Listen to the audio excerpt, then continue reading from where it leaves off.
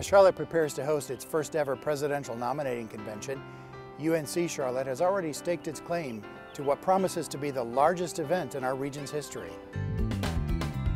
An extensive series of public activities combined with an array of classroom content and internships for students, it's all aimed at making the most of this once-in-a-lifetime experience in democracy. Start with the web to get a feel of the scope of how the university has set its sights on getting the most out of what's coming Charlotte's way. I see this as a great opportunity to help students and the community learn about what we do to select presidents, what it takes to have a city manage an event like this. Professor Eric Heberlig is one of the organizers of the 49er Democracy Experience. That's the packaging for the series of campus and community events, additions to the curriculum, a host of internship opportunities, and even the use of university facilities, all in the name of capitalizing on the nominating convention.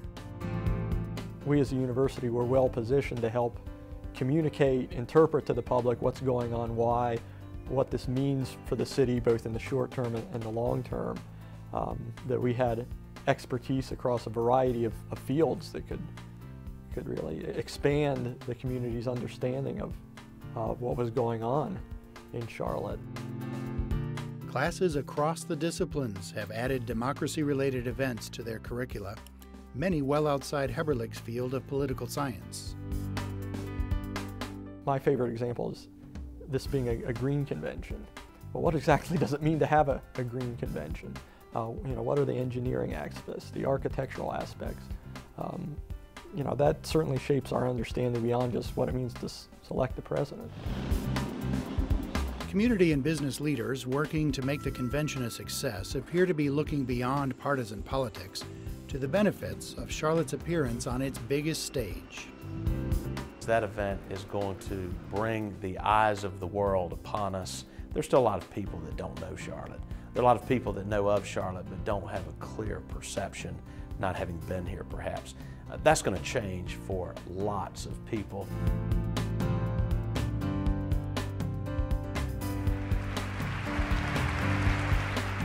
Then Siemens opened a gas turbine factory in Charlotte and formed a partnership. 2012 national political news coverage began the day after the President's State of the Union address, when Charlotte was examined as a microcosm of the American economy, and the university's chief academic officer was a part of it, discussing the role of higher education in our region's recovery. Manufacturing roots, but I think what we're seeing now is a different kind of manufacturing.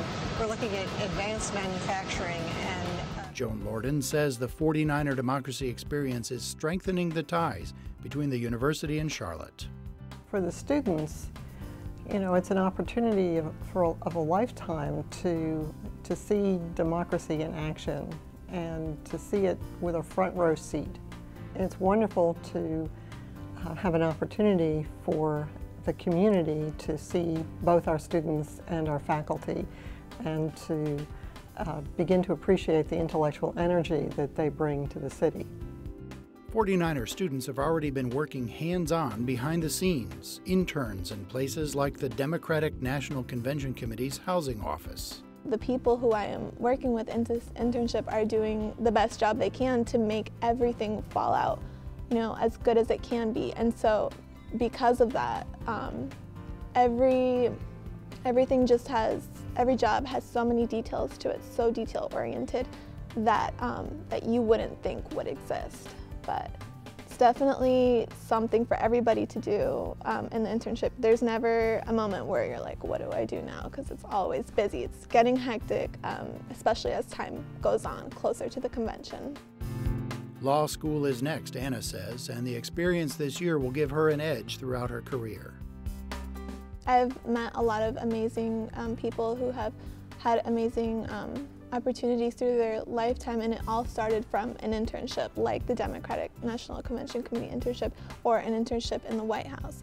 And they've moved up, and that's something that I look up to, I admire, and I want to follow those footsteps, move up the same way they did. UNC Charlotte Communication Studies students posted a YouTube account of a lecture by renowned political scientist George Edwards. The university has partnered with the prestigious Washington Center in Educational Opportunities, along with fellow colleges and universities in the region in many aspects of convention-related programming. A speakers series, for instance, hosted on several campuses, aimed at broad exposure to the thoughts and ideas that have never been more important. To get bipartisan support. But I think it's also something about Charlotte that this has always been a kind of can-do city where when there are opportunities, people get together and focus on making the most of them. And I think this is a good example of higher ed embodying that characteristic of the city of Charlotte. When it's all over, organizers hope that the 49er democracy experience will have left its mark on the Charlotte region for years to come. The students who are here now and who had at least a passing interest in the convention would say, oh yeah, I had the opportunity to do some things along with the convention, and the university helped make that happen. I think for the Charlotte community, I would want them to say, oh, you know, the university had some speakers, you know, they had some forums, they did things that help us understand what was happening and why. They gave us some access to the convention that we wouldn't have had just sitting at home watching it happen on our television. That in both senses, we would be seen as active contributors to the process of not helping the convention happen per se, but helping the community engage with the convention.